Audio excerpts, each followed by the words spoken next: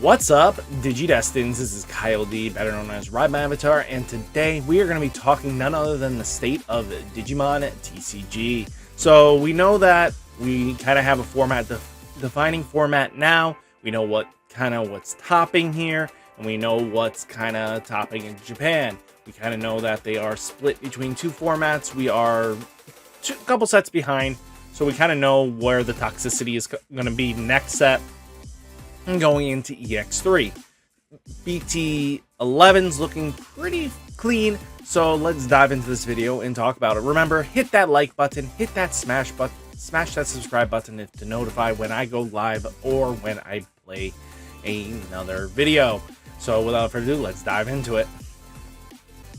So let's talk about the state of Digimon. Digimon is quite interesting right now. We have a lot of decks that are split between the colors, and we have all these kind of different style of play. Just kidding. We're kind of in an OTK format at the moment. So most decks are just going to be trying to kill you faster. That means if you see your pieces faster, do you get to your combo pieces quicker? The reason why Garurumon is topping so much is because it has a very powerful draw engine. And that's really important because that one Garurumon promo is the reason why that deck can go off. Well, also the Were Garurumon on top of it, that they're both promo cards that are really powerful and they're quite expensive now. So even just getting into that deck is going to cost you hundreds. And that's going to be a problem. I mean, it's probably going to cost you like $300 just to build that deck alone. And not even talking about the rarity bump. And with also how Japan handled Alphamon, they hit the Greymon as a countermeasure to make it so that people will play black more. I get that they didn't want to probably have a boss ultimate that just gives just blanket protection and counter any ideas they had going for it in the future. I kind of get that, but there are times where you can't just hit a deck because the deck isn't overly representing, and even in our format it's not overly representing as well. It is struggling to take first place because Were Garurumon is just more of a powerhouse in itself, and that's a big issue here where I'm nervous that if they're gonna hit it, they're gonna hit it in a wrong way, because we had formats where blue and yellow hybrid were dominant till Bt-09 right now. They hit that. It also, what I noticed too is that once we hit the yellow hybrid deck, it seemed like it opened the meta up a little bit more, where we had more diversity and stuff like that, but we still see yellow red hybrid topping in the top 16. It's still possible for that deck to survive this format because Jet Sylphie is still a powerful card, and the way you play the deck still exists, and it still is security heavy. So things like that do apply. And, you know, we're going to go into future sets of, let's even talk about going into Bt-10. We know that we have Crossheart coming in really powerful out the gate. We have Death Xmon coming out of the gate. We have Blue Flare coming out of the gate, which is a overly powered up version of what Blue Hybrid used to be, because now they don't need to require source removal to stun.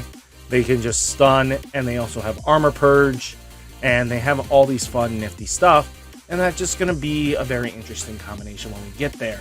But EX3 looked like it definitely, what I've been noticing with the EX sets since EX2 is that it does open up the meta a bit. You know, lets the formats play out a little more. It gives more diversity. The decks kind of change up a little bit. You know, some decks, even brand new decks, come into it. In the case of EX3, we get like Machine Dramon finally getting the overhaul it needed, the power boost, just to finally compete. Then you have, you know, Examon. That's really going to be a powerful deck in itself, just because of the way it controls the board state. Crab Shack is going to be very interesting when it comes to us. I mean, allowing decks to be able to change up their plan strategy is really important. I mean, even with EX2, we had the format where we kind of went to the allowing us to have Beelzemon, kind of be a new purple deck that applied pressure and stuff like that. We had other decks in there mixed in, but it was very diverse. People will play the format they want. The only thing I'm really nervous about is formats where your locals is kind of dominated by the top tier deck, and then you're just like, I'm really not having fun with where Garurumon or Alphamon kind of just breathing down my neck. But that's kind of what we're kind of moving into, and that's kind of getting scary. I mean, there are potentials with security control, stuff like that, but it's tough when you hit overpowered decks and then the gates open up and it just becomes OTK after OTK after OTK, and I kind of get where people are getting tired of it. I mean, yes, we do have, like, Gaiomon is kind of like a mid-range OTK. It's not overly focusing on, you know, OTKing, but it has a big, powerful blocker with some decent protection, actually. That's really going to help out that format, and that might help out the deck going into the Crossheart format, because at least it can pop the Tamers, and that's very important to be able to control board state like that. Being able to get rid of their Digimon that are hiding under a certain Tamer really does help go the mile that you need. So stuff like that is going to be playing important, and I don't know how the format's going to evolve with Yellow Hybrid kind of out of it, because once you take out the biggest controller, we might have to wait for certain pieces to change up.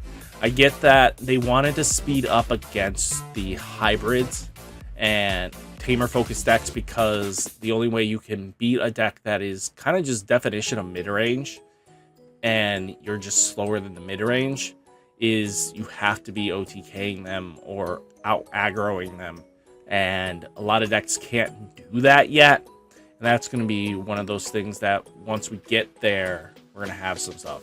But the problem I still see at the end of the day is we're going to be running into is this format is going to start getting stale pretty quickly. People are going to get tired of it. A lot of people I've actually started noticing started selling decks more consistently on the Facebook market groups and stuff like that.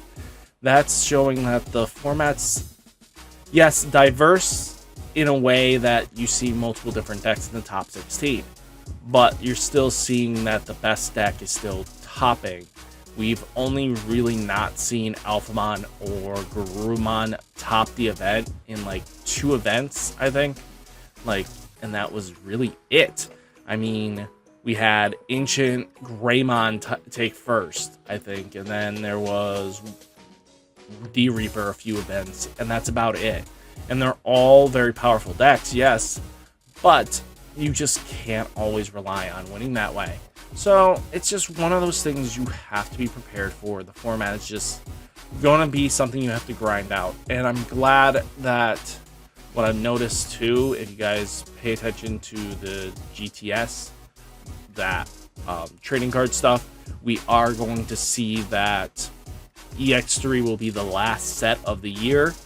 And by February, we should be getting Bt-11, if I saw that correctly. So we should be in a way of getting to healthier format, and Bt-11 looks promising through card reveals. The format's going to be really interesting as long as they figure out how to make all the decks equally as powerful as Crossheart, or even dealing with Bloom Lord itself.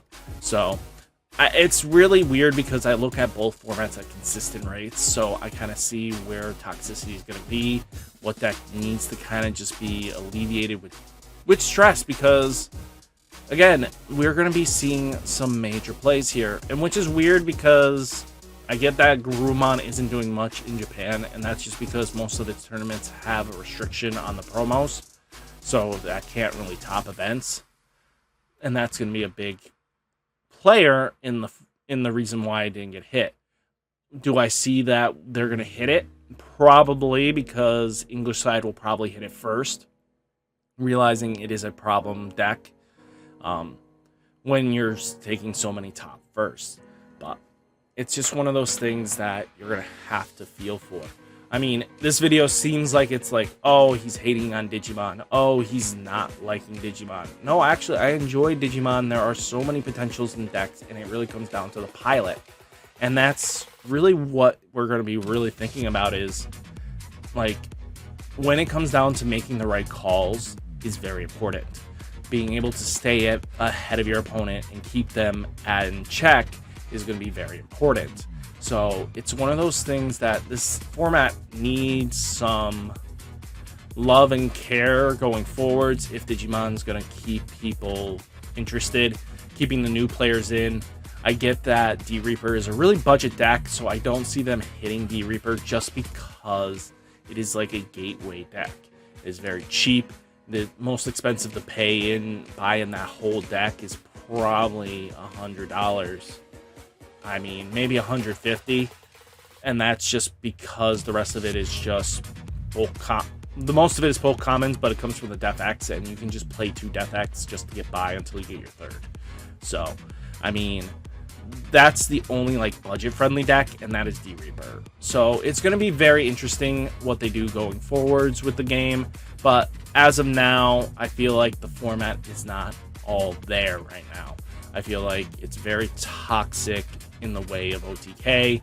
It's not healthy for every deck just to be OTKing. So guys, what did you think of this video? Do you agree with some of my statements? Do you disagree with some of my statements? Let me know down in the comments, and hopefully you enjoyed the video. And I'll catch you in the next one. Peace!